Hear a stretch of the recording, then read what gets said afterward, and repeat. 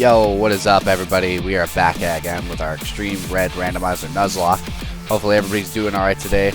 I know I am. Let's get right into this. So if you missed last episode, we made it all the way over to Rock Tunnel. And it's time to see what our encounter is. We top flash to Felix, if y'all remember. We get an awesome Vileplume. Hopefully we don't one-shot it right away. We send out Rick. You know, we had a little bit of a team change. Just to compensate for some losses, as well as after catching a bunch of Mons, we wanted to try and give ourselves the best team possible. So, figuring Rick, you know, the man, the myth, the legend. Hopefully we could see what his evolution was too, since it was going to be at level 40. Obviously not going to be for a couple levels there. Getting off some nice dizzy punches. Unfortunately, they did a little too well, so him wanting to prove himself, absolutely decimated. Unfortunately, nothing interesting else happened in Rock Tunnel. No interesting battles or anything like that. So we made it all the way to Lavender Town with no problems at all, no losses, and healed our Pokemon up after that and went to take on the rival. Rival wasn't anything too special in my professional opinion, you know, after years of doing Nuzlocks. He sends out an awesome Caterpie, so we send out Kevin. Kevin easily taking care of this man with a single slam almost. So we forget that Caterpie is unfortunately a ghost type somehow, so we're just like, oh man, I don't know what to deal with. He sends out his own Yggdrasil, aka the Executor, and we easily destroy this man. He sends out an Articuno, and we're like, oh man, I don't know what I'm going to do. Hopefully this thing doesn't have too many broken moves. He's first turn puts us to sleep, though, because, you know, our Ivysaur is, like, not very fast. We one-shot it with our boy Digger, and he one-shots his Electabuzz, too. And the Chansey. Digger is such a beast, dude. Like, easiest rival battle so far. I wish we would have had Digger at the very beginning. I mean, if he was this broken, I would have kept using him. From there, we go to the shop, buy a bunch of Great Balls, buy a bunch of Super Potions, and as well as other healing items, and repels that we need, since we had a ton of money from fighting all the trainers in Rock Tunnel. From there, we unfortunately forget to heal, and it does cost us, unfortunately. You know, we get confused, and unfortunately, Digger's high strength goes against us, costing us our, well, I think that's our first death. Maybe not. But either way, rip Digger. We're going to be boxing him after this. And not only that, we took the chance of staying in with Glass. Thank goodness we outsped the Persians. So, easily knocking it out with our high-ass damage. Digger gets put away and unfortunately released. And we release Saris while we have the chance. So no, that is not our first death. I forgot Saris died in the beginning. From there, we decide to take Karama, but there's a quick cut, and we actually take Yggdrasil instead so we can get cut to get this encounter. And Kevin again one-shots it. We are having not very good luck in today's episode. I mean, 2 missed encounters, and we one-shotted our Digger got destroyed. So yeah, not great luck, man. From there, we finally get Kevin to a high enough level that he can finally evolve. So we're just like, all right, cool. That's our level cap for this episode. So we smack this guy with a Thunderbolt, easily getting it to under half health. He hits a lovely kiss. Man, we are getting absolutely no luck with all these sleep moves. I mean, Sleep Powder first turn, somehow hitting a lovely kiss on us. I mean, this is not looking good. Luckily, Zapdos is super bulky, so we don't have a whole lot to worry about. And of course, High Jump Kick, being an electric type move, cannot touch us because of us being a ground type. So from there, we send out Felix, and don't have a lot of problems, honestly, with this guy. We kind of just bully him down with headbutts, even though they're not very effective. Nothing really to worry about here. So from there, we're easily able to clean up the Clefable. What did I almost say? Electabuzz. getting us a little bit more money from the weird schoolgirl. Now, I don't know what happened here or why it's showing Digger, but I swear it was Kevin, the Ivysaur, that evolved into this Mew. And I don't know what else happened as well, but look at this. This was interesting, so I went to go look at my stats, and our HP is broken. So I'm just like, I don't know what to do. So we ran all the way back to go heal to see if that would fix it, because I didn't want to play like that. So from there, we fixed the health bar. Time to look at this awesome Mew. Psychic Bug, 99 attack, 13 defense, 16 speed, and 100 special. Yeah, this thing's definitely not going to last very long. So from there, we go and get our Eevee encounter, which happens to be a Nidoran male. And if you all already remember, we already had one, so we just renamed this Fenrir. And we're probably going to get rid of the other one or use it as an HM slave. Honestly, not a bad Mond, but until we get a Moonstone, Fenrir is just not useful. From there, we head all the way back to the Celadon department store to get a bunch of new TMs as well as a Firestone for our girl Vulpix. So, easy stuff. Super excited to see what all these extreme randomized evolutions are. So Kurama, what are you going to evolve into? Hopefully nothing too bad, right? I mean, it couldn't be much worse than the 16 defense. Oh my god, it can get so much worse. We haven't seen even the tip of the iceberg in this episode, man. What is this RNG today?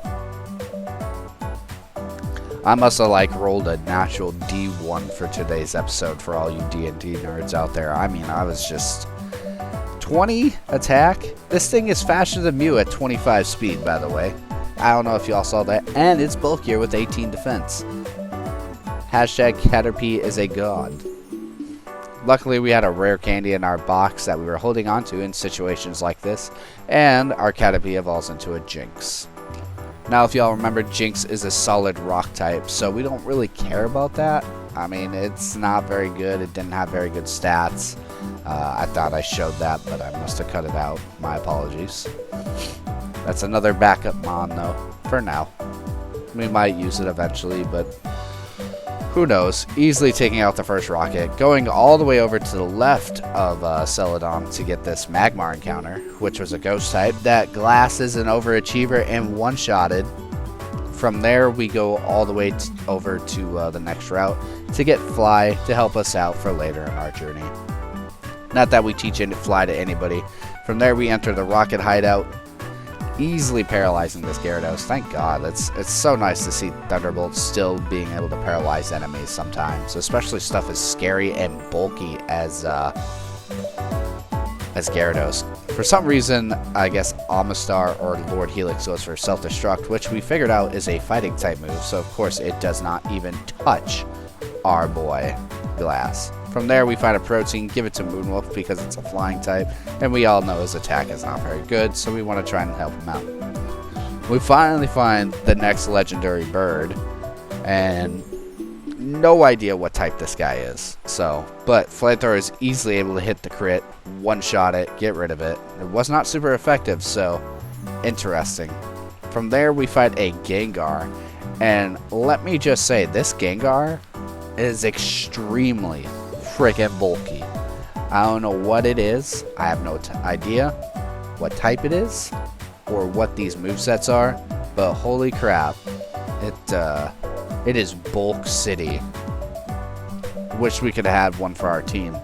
Have not been able to find anything close to this thing yet, because it is we just could not find anything super effective against it. So we had to unfortunately swap out from Iris, and I think we brought in Moonwolf, which probably was not the greatest idea considering this thing is Bulk City, and Moonwolf is kind of squishy. But we were like, you know what? Instead of going for the cheese, we're gonna see what all we can do. So we started setting up with some at least guaranteed damage with Nightshade. But you know, Acid not hitting hard yet. Hopefully he doesn't hit a crit, because I didn't realize how low our HP was. So any like crit would probably destroy us having under 60 health. So he gets a slash, which nearly kills us, and luckily we are able to get the kill. From there, I think we just I think we put Moonwolf on the back burner too after this, because he's too weak for right now, and we just kind of need to train him up, man. I need to figure out what the best way or what other mons are decent enough for us to be able to use. So might be doing another team change. Oh, I'm so sorry, guys. It has been a very long day. Anyways, moving on, easily knocking out the Meowth with Yggdrasil, because he is just so bulky. I mean, like, for a flying type tree, I should say, this man is just built like a tank. That was a crit, and it only took us to half, so that just tells you how beastly this Yggdrasil is. Easily knocking out the first rocket, moving our way to the second rocket, who sends out a Vaporeon. And we send out our beautiful girl, Iris. Unfortunately, Vaporeon is faster than us, because if y'all remember, Iris is a slow dragon pony. So from there, we continuously get bullied with fire spins. So nothing to worry about, though, because fire spin doesn't do much to us, since we don't know the typing. From there, we're just like, oh, I can finally move, thank goodness. But, oh, it gets so much better. Thunder Punch being ice, we believe, and the Flamethrower one-shotting the Vaporeon. You gotta love it, man. It's just ironic. Some of these moves that would not be, like, very effective, and just one-shotting them. From there, we get hit with an Ice Punch, and luckily don't get frozen, because it still has the ability to do so. And we begin to absolutely bully this Rocket's Pokemon with Iris, so she is just such a beast. Cannot wait for her to evolve at level 40. That's probably still a little bit of a ways out, though. I say that, but, you know, we are somehow very over-leveled for this. I based all my levels on Pokemon Yellow, unfortunately. Pretty sure I said that in the last episode, too. So I didn't try to over-level. I didn't realize that Red and Blue's level caps for their gyms and Giovanni were so low.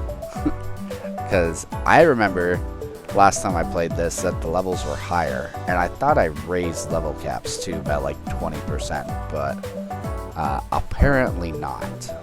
So, and normally I do raise level caps when I do randomizers, but I guess when I was in the middle of doing the extreme, I did not.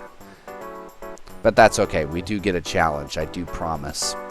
So from there, we get to fight Christine, aka Giovanni, who sends out a beautiful and majestic Dodrio. Unfortunately, the Dodrio does Mimic.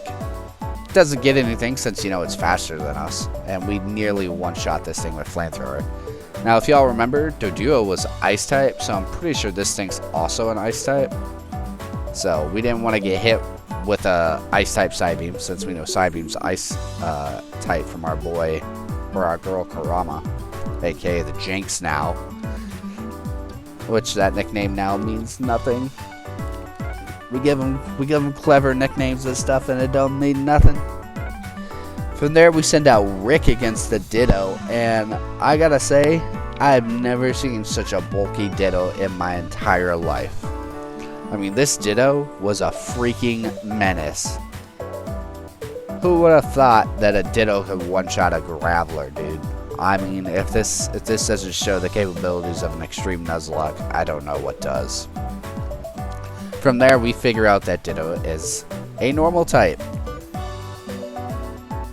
And we just are kind of panicking here at this point, because we don't want to use anything else. We don't want to use anything that will get completely bodied, and we know Thrash is an Ice type move too, so it's not like we have a lot of choices here. So we unfortunately send out Iris hoping he's confused, but no, he's still thrashing. Luckily, it's not doing a lot of damage to us for some weird reason, so we're going to do our very best to try and finish it off, which we do get the critical hit flamethrower, which helps us out. I mean, like, that thing was scary. From there, he sends out a baby seedling Yggdrasil, and, you know, it does not last long. Iris is just so overpowered for us, and I'm afraid to let this thing evolve, dude, especially after the bad evolutions today.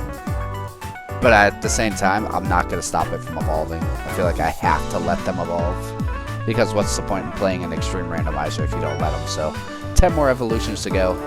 He tries to learn wing attack, so maybe that we're going to turn into something that can potentially fly. Not really, since, you know. From there, we go and deposit Rick. Unfortunately, Rick is gone. So from there, we withdraw Kevin, put Kevin back on the team as a last resort mon, because as y'all saw, Kevin is just way too squishy, and we really don't want to use him. From there, we try to go and get our 4th gym badge, taking on the 1st gym trainer. Lazy sends out a little oddish. And we bring Moonwolf back because we want to try it and see if we can do anything for Moonwolf. So we try out Sleep Powder, easily put it to sleep. So maybe our luck's finally turning around this episode. You know, fingers crossed. Hopefully I'm not jinxing us. Trying out some Waterfall. Decent damage. Of course, it's unevolved Pokemon, but the crit is nice. So we don't complain there. Moonwolf bringing in some nice work right off the bat. Maybe we should have let off with Moonwolf against Giovanni, maybe, or even any of the Rockets. Maybe we'd still have Rick. From there, sends out her own Dragon Pony. Now, we know what this thing's capable of. So from there, we just bully it with Yggdrasil, who is bulky. For some reason, their Ponyta has Nightshade, so that kind of makes us think that maybe they got rid of Flamethrower for this. So we begin to absolutely just bully it with Drill Picks and Slash with our bulky boy, with our World Tree. And she is not able to do anything to this thing. I mean, like, I know that it's a good Pokemon, for a matter of fact, but the fact that Yggdrasil is just so bulky against it, being only 2 levels higher, is ridiculous. Like, I didn't think Yggdrasil's defensive stats were that high. So it's nice to see that you know, the shield is stronger than the spear. From there, we get our 2nd trainer battle, sending out one of my favorite Pokemon in Gen 1, if not my favorite Pokemon, the Kadabra. He's ready to eat. He's got his spoon. He thinks he's going to get a full course meal here. Lo and behold, he might. Because that did absolutely nothing. Luckily, for some reason, Kadabra goes for Harden. And he goes for Harden again. So we're like, oh, it's a Metapod. That's cool. We got a Metapod as a Kadabra. From there, though, he hits the crit Slash, which I should have swapped out, but I didn't. I risked it for the biscuit. Luckily, we outspeed, and then we did not stay in because Tentacruel is scary. And we are we're like paper, man. We just fall apart at the touch. From there, we forget that Tentacruel is a ground type, so we're just like, oh no, what to do? So we go for Waterfall, hoping to test out some damage here. It wasn't bad, but unfortunately being poisoned and getting hit with Earthquake kind of scary, especially since we don't know what Earthquake is. Which now we do. It's a ground type move, thank God.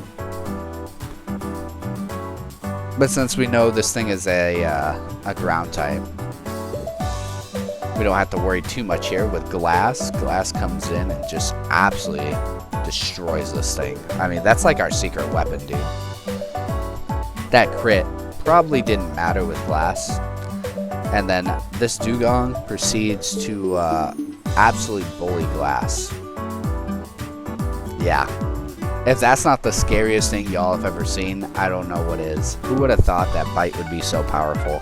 But Glass brings back with a one-shot Thunderbolt, so always nice to see. From there, we get to go battle Erica, because none of the other trainers are very interesting. Now, we have PTSD from this Ditto.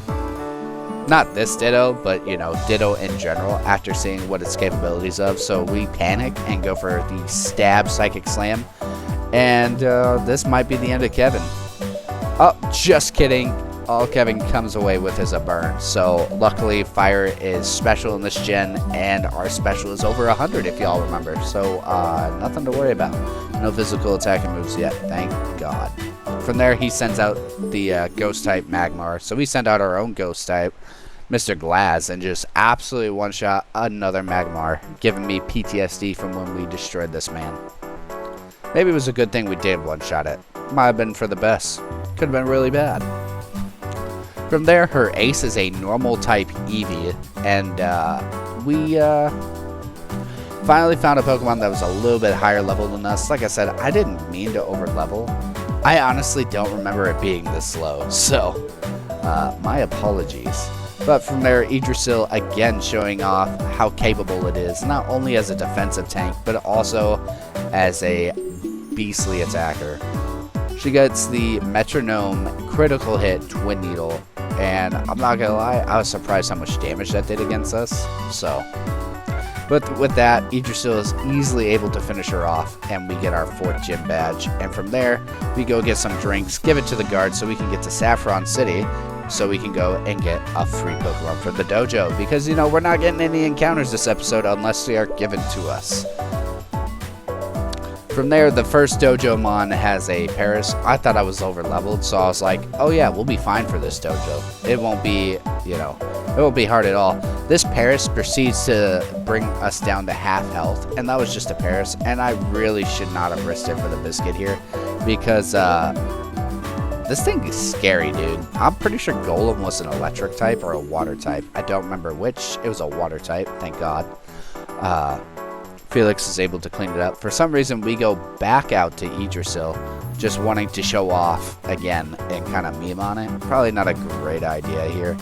And we are kind of panicking because we don't have anything super effective against this. Luckily, Karate Chop has high critical hit ratio, much like Slash, so we easily put it down with a crit. From there, we get to fight the Dojo Master, because none of the other guys had anything great. They were all baby Pokemon for some reason. So the Dojo Master having a level 37 Voltorb. Now, it is a Voltorb, but it could have any random stats, and it's like 9 levels higher than us. So it's a little scary, but luckily it's all its attacking stats are kind of bad, so we're not panicking right now. And Growl is lowering all my physical attacking moves, so that's why we keep going for Karate Chop, because it's special in this.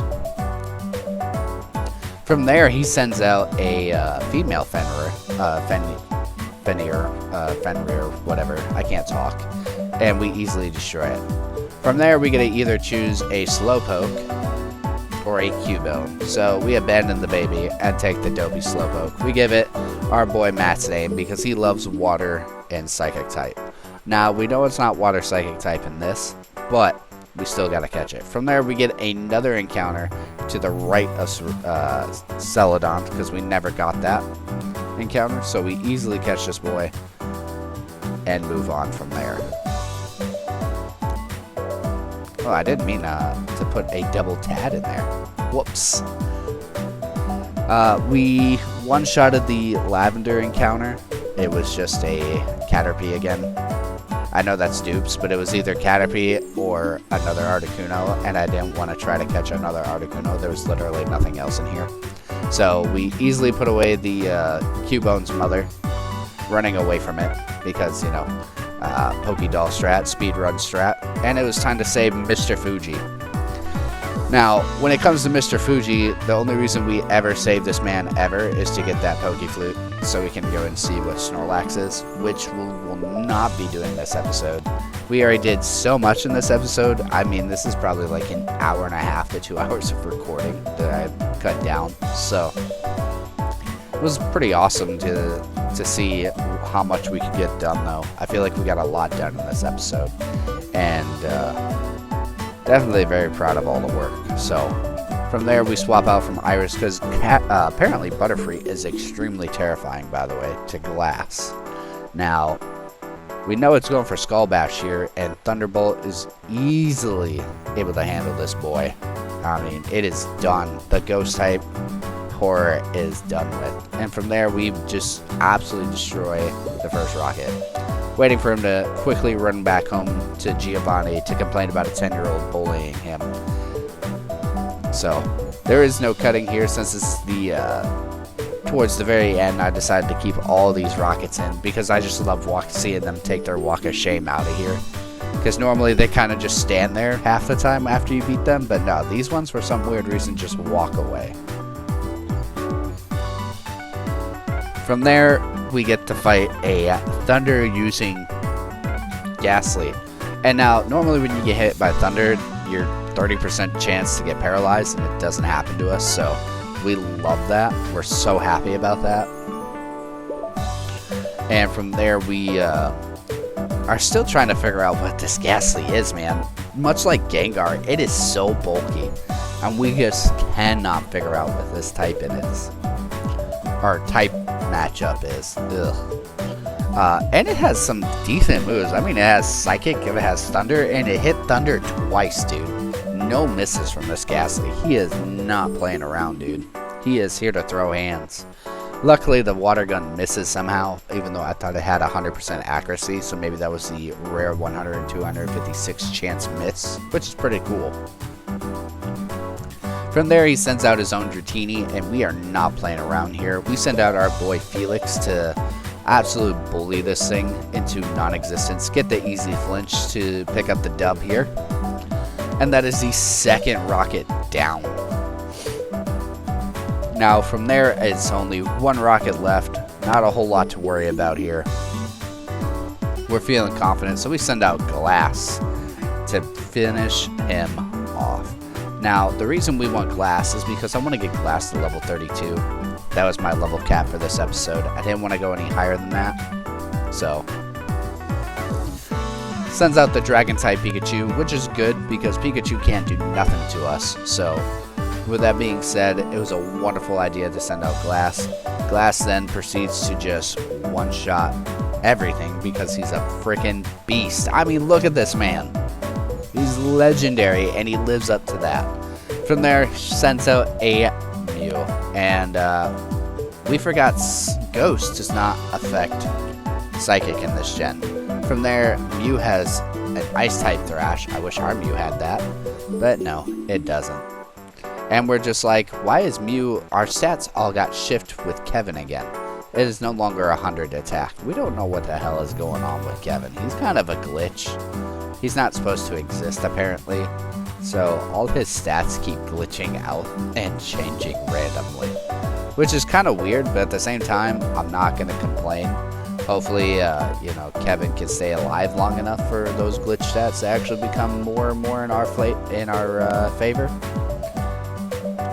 But, yeah, from there, we easily destroyed the Mew with a Poison-type Slash. So, because if you remember right, Mew has no defensive capabilities, and Poison is physical. So from there, we send out Felix against this. I believe it's a Water-type Primate. So, no, it is not. Maybe it's Grass. I thought it was Water-type. I swear we did Headbutt, and it was super effective. Maybe that was Mankey. Maybe Mankey was a Water-type. But anyways, easily destroying this thing, picking up the dub. And that was the final rocket. From there, we get to pick up Mr. Fuji, bring him back home, and he thanks us for saving Cubone's mother, even though we ran away like a coward. So, good speedrun strats. From there, we get to talk to him, get our awesome Pokeflute, and that's pretty much where we're going to end it off. If you guys like this episode and the music that I used, I didn't use any battle music, so I'd love some feedback, what y'all thought. With that being said, I love y'all. Stay safe out there.